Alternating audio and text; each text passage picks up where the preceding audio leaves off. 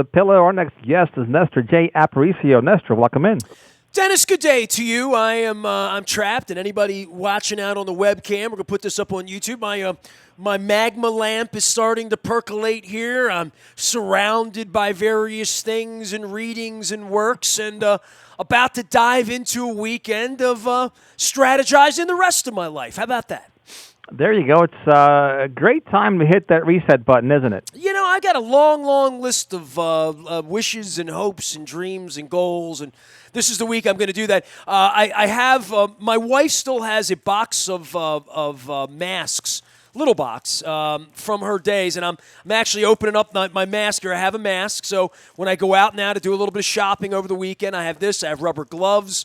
We're just in a different, time and place right now, but, adaptation, right? That's how we survive.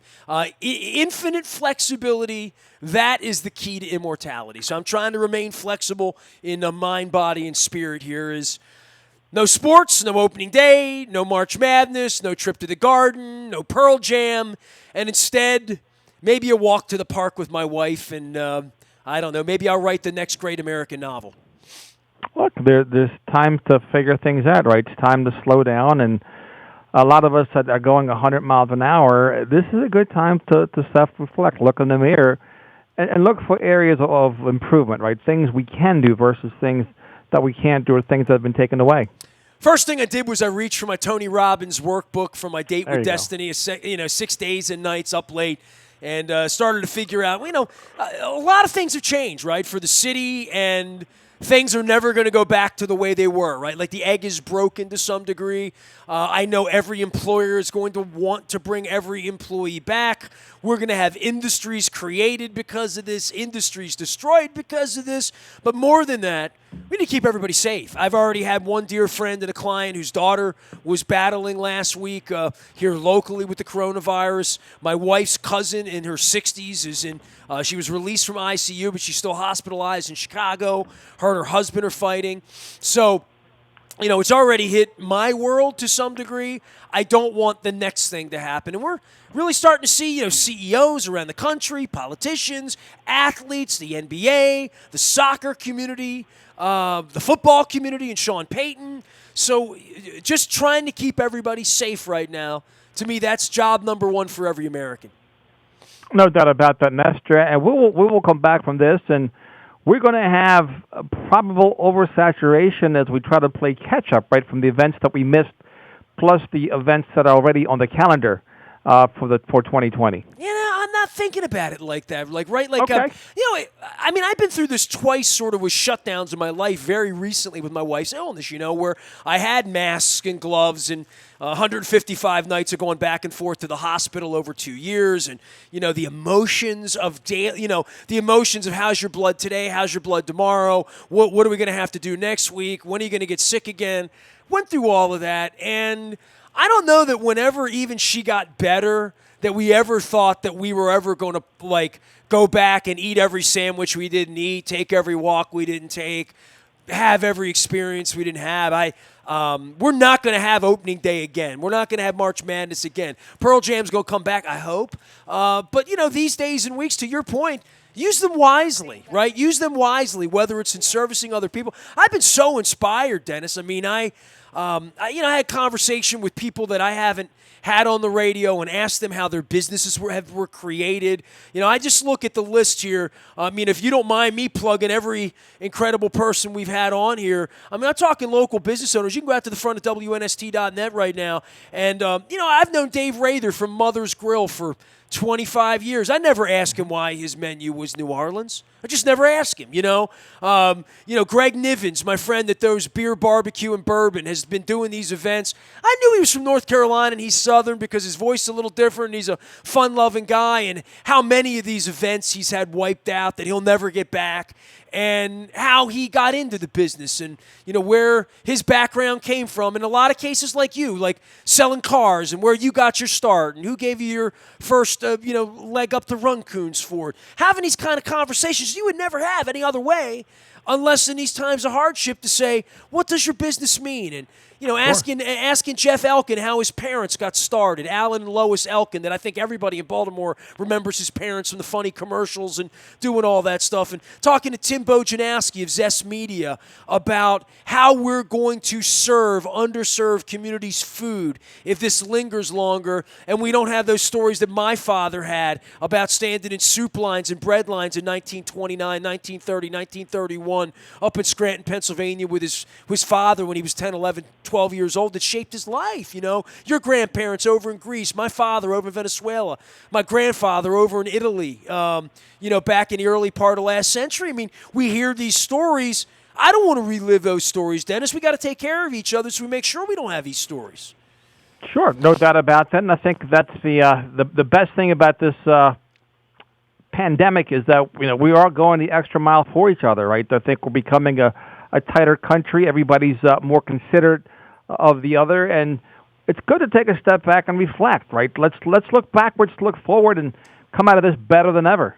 Well, yeah, and I think that's why I'm like sort of, you're the last piece of content I'm going to do. If you're listening to the radio, if you're out on the website, if you're anywhere in social media, we have, if you're watching right now, Dennis and I, keep calm, stay local, stay Baltimore positive. I'm wearing my swag. I had Keith Miller on from Strategic Factory that printed all this. He's had to let go of 85% of his people for the time being furlough.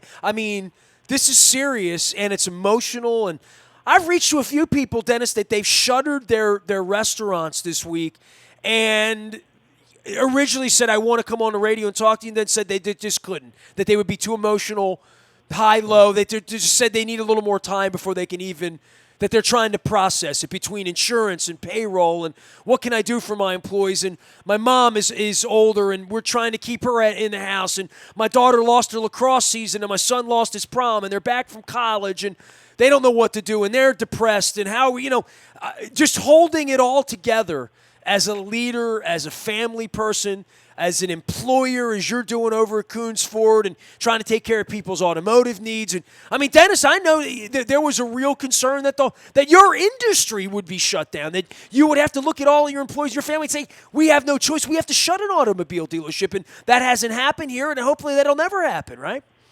We're very grateful to the great state of Maryland and Governor Larry Hogan. He deemed our business as being essential, Nestor, and I'm not beating my chest, believe me, I'm not, but just like back in 08, 09, we never laid off a single employee, and as of today, I can proudly say that Coons Ford has not laid off anyone. We've cut in other places, but we have not cut personnel, and we appreciate them. They appreciate us. We're paying their health insurance through April, in the hopes that that'll give them a measure of relief and comfort. So we're doing all we can as an organization to help our employees that we love so very much.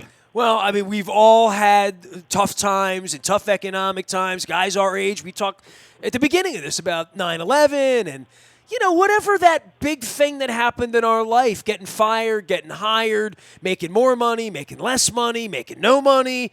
I certainly have been in all of those categories over almost 30 years of owning a small business here, that I really have an incredible appreciation for the leadership we're seeing from Larry Hogan and the leadership we're seeing from Governor Cuomo and the lack of leadership we're seeing in other places, and the incredible, magnanimous feeling I get when I talk to other business leaders here who are helping other people, who are delivering meals to seniors, trying to take care of their neighbor down the hallway, slide a note, make sure that people's children are fed. My friend Evan Brown over at State Fair talking about when schools aren't there. These are, this is where some children in our community get their meals. So feeding people, keeping shelter, keeping safe, wearing gloves, wearing masks, educating people, making sure they're getting the right information, and making sure if there is a need out there that somehow, some way it can be met.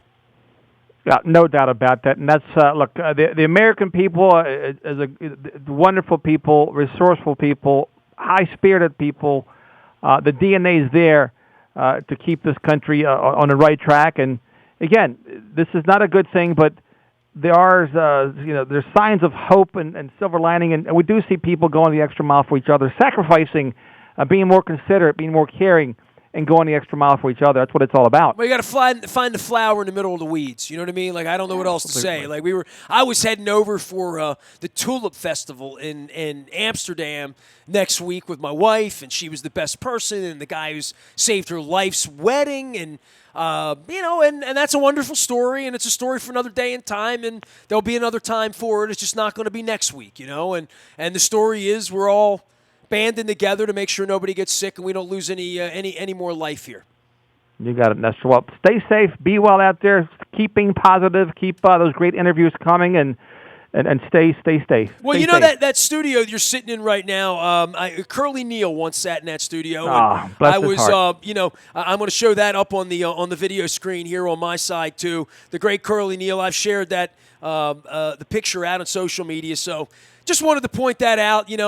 Let me see if I can wet my whistle. You think I can whistle it if I wet my whistle? Let's try it, man. It's All right. a great theme Hold on. song. Let me see. I've never tried this before. Let's see here. There you go. Man, if I could do a harmonica, it would be Georgia it. Brown. That was okay. It wasn't that bad, right? It was No. Back in '73, as a 9-year-old, the Globetrotters to me were like gods. Like my little 9-inch black and white TV set. Wide Curly World of Neal, Sports, Meadowlark right? Lemon. Wide World of Sports, ABC, absolutely, back in the day. The thrill of agony, or the thrill of victory, the agony defeat. And the agony of defeat, I right? messed it up. Jim McKay be ashamed of me. So would Sean McKay. All right, take care of yourself. Thank Be you very well. much for having me on the program. My pleasure. Keep the faith. Wash your hands. Wash your hands. You got it, Nestor. Be well. There he goes, Nestor J. Aparicio. With that,